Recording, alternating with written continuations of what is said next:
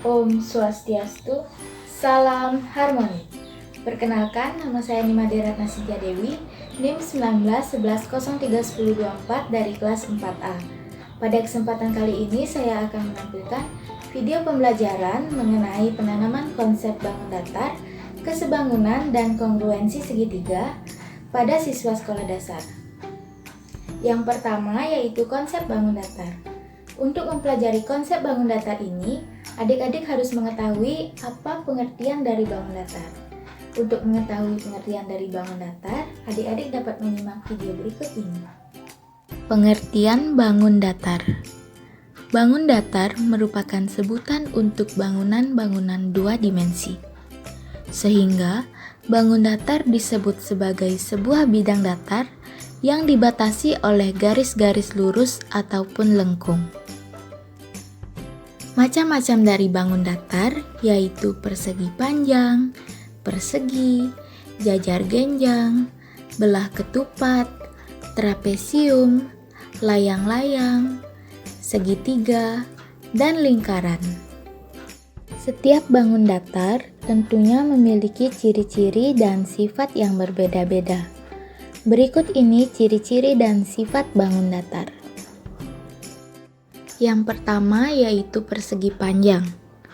Dengan ciri-ciri segi empat bersisi lurus dengan keempat sudutnya, siku-siku disebut dengan persegi panjang. Sifat-sifat persegi panjang yaitu mempunyai empat sisi yang terdiri dari dua pasang sisi sejajar dan sama panjang.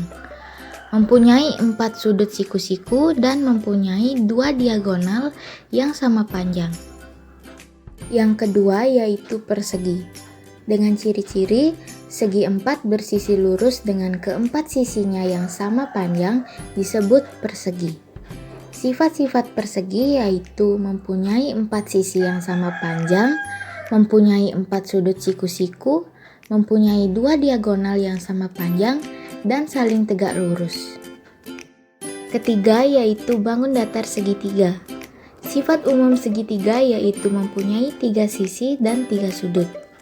Apabila dipandang dari ciri-ciri panjang sisinya, terdapat tiga jenis segitiga, yaitu segitiga sama sisi, segitiga sama kaki, dan segitiga sembarang.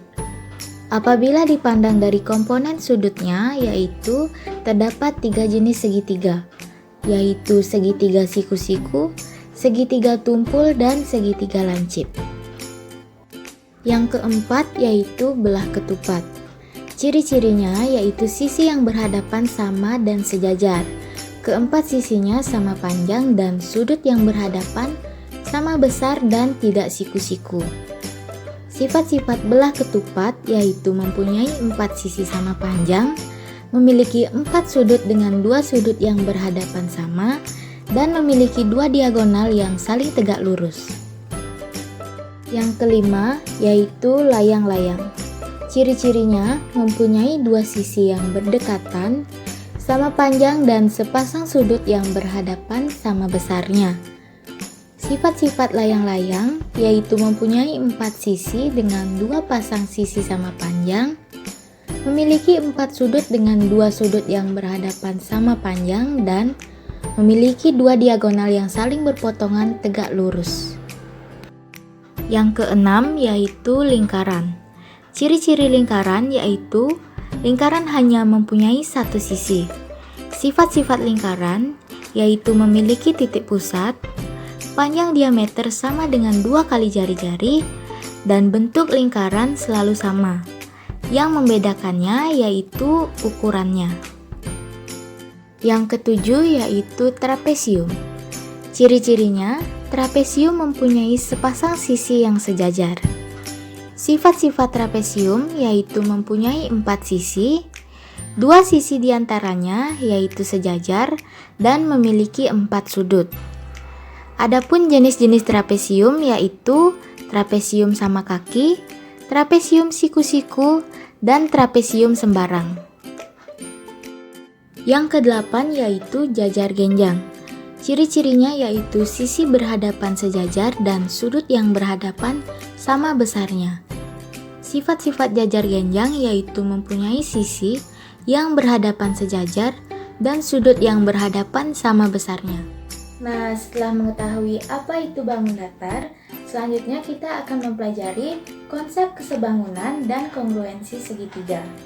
Sebelum itu, adik-adik harus memahami apa yang dimaksud dengan kesebangunan dan kongruensi atau kekongruenan. Untuk memahami hal tersebut, adik-adik dapat menyimak video berikut ini. Dalam ilmu geometri, terdapat konsep kekongruenan dan kesebangunan. Kekongruenan merujuk pada dua bangun datar yang memiliki bentuk dan ukuran yang sama. Sedangkan kesebangunan merupakan bangun datar dengan sudut-sudut yang sama besar. Konsep kesebangunan dan kekongruenan. Konsep sebangun yaitu bentuk bangun datar sama, ukurannya berbeda. Sedangkan konsep kongruen yaitu bentuk bangun datar sama dan ukurannya sama. Syarat konsep sebangun yang pertama yaitu sudut-sudut yang bersesuaian sama besar. Yang kedua, sisi-sisi yang bersesuaian sebanding. Sedangkan syarat konsep kongruen yang pertama, sudut-sudut yang bersesuaian sama besar. Yang kedua, sisi-sisi yang bersesuaian sama panjang. Untuk segitiga, dikatakan kongruen apabila memenuhi syarat sebagai berikut. Sisi, sisi, sisi, sisi sudut sisi, sudut sisi sudut. Nah, sekarang perhatikan contoh dalam menentukan mana bangun datar yang sebangun dan mana bangun datar yang kongruen. Perhatikan contoh pertama, yaitu terdapat dua buah persegi, lebih tepatnya lagi persegi panjang. Terlihat bentuknya sama dan ukurannya juga sama. Jika bentuk dan ukurannya sama, maka bangun datar tersebut dapat dikatakan kongruen karena memenuhi konsep kongruen, yaitu bentuk sama, ukuran sama. Kemudian, perhatikan gambar kedua, yaitu terdapat dua buah segitiga. Dua buah segitiga, yang satu segitiganya besar dan yang satunya lagi kecil. Jika dilihat di sini bentuknya sama-sama segitiga, tetapi jika dilihat ukurannya jelas berbeda. Segitiga yang pertama yaitu terlihat lebih panjang sisinya, sedangkan yang kedua yaitu lebih pendek. Jika dilihat dari deskripsi di atas, maka contoh bangun datar tersebut yaitu sebangun karena memenuhi konsep bentuk sama, ukurannya berbeda. Sebangun. Kemudian perhatikan contoh ketiga, yaitu terdapat dua jajar genjang. Yang satunya lagi lebih besar dan yang satunya lagi lebih kecil. Karena di sini sama-sama jajar genjang, tetapi sisi dan ukurannya berbeda, maka bangun datar tersebut dinyatakan sebangun. Kemudian contoh nomor 4 yaitu terdapat dua gambar bangun datar yaitu segitiga dan persegi panjang. Jika dilihat bentuk kedua bangun datar tersebut, maka sudah jelas berbeda, apalagi ukurannya. Sehingga dua bangun datar ini tidak bisa kita tentukan apakah kongruen ataupun sebangun, karena bentuknya berbeda. Yang satunya segitiga dan yang satu lagi persegi panjang, dan tidak ada ukuran yang pasti atau ukuran berupa angka dari kedua bangun tersebut.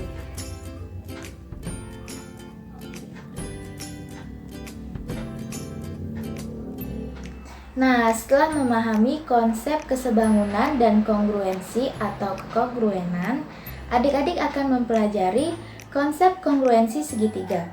Untuk memahami materi konsep kongruensi segitiga, adik-adik dapat menyimak video berikut ini. Dua segitiga akan dinyatakan kongruen apabila dua sudut pada segitiga tersebut sama besarnya dengan dua sudut yang bersesuaian pada segitiga kedua, dan sisi yang merupakan kaki persekutuan kedua sudut sama panjangnya, atau sudut sisi sudut. Syarat kongruensi segitiga yaitu yang pertama, sudut-sudut yang bersesuaian sama besar. Yang kedua, sisi-sisi yang bersesuaian sama panjang. Untuk segitiga, dapat dikatakan kongruen apabila memenuhi syarat yaitu sisi, sisi-sisi, sisi, sudut sisi, sudut, sisi, sudut. Teorema sisi sudut sisi. Diberikan dua segitiga ABC dan DEF, di mana M sudut A sama dengan M sudut D, AB sama dengan DE, dan AC sama dengan DF. Maka segitiga ABC kongruen dengan segitiga DEF. Jika dua sisi yang bersesuaian dari dua segitiga sama panjang dan sudut yang diapitnya sama besar, maka dua segitiga itu kongruen. Teorema sudut sisi sudut. Diberikan dua segitiga ABC dan segitiga DEF, di mana M sudut A sama dengan M sudut D, AC sama dengan DF, dan M sudut C sama dengan M sudut F. Maka segitiga ABC kongruen dengan segitiga DEF. Jika dua sudut yang bersesuaian dari dua segitiga sama besar dan sisi yang berada di antaranya sama panjang, sudut sisi sudut, maka dua segitiga itu kongruen. Teorema sisi-sisi-sisi. Diberikan dua segitiga ABC dan segitiga DEF, di mana AB sama dengan DE, AC sama dengan DF, BC sama dengan EF, maka segitiga ABC kongruen dengan segitiga DEF. Jika sisi-sisi yang bersesuaian dari dua segitiga sama panjang, maka dua segitiga tersebut kongruen. Sekian materi yang dapat saya sampaikan.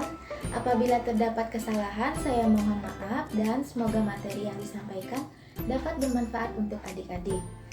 Saya ucapkan terima kasih atas perhatiannya. Akhir kata saya tutup dengan mengaturkan Parama Santi. Om Santi Santi Santi Om. Salam harmoni.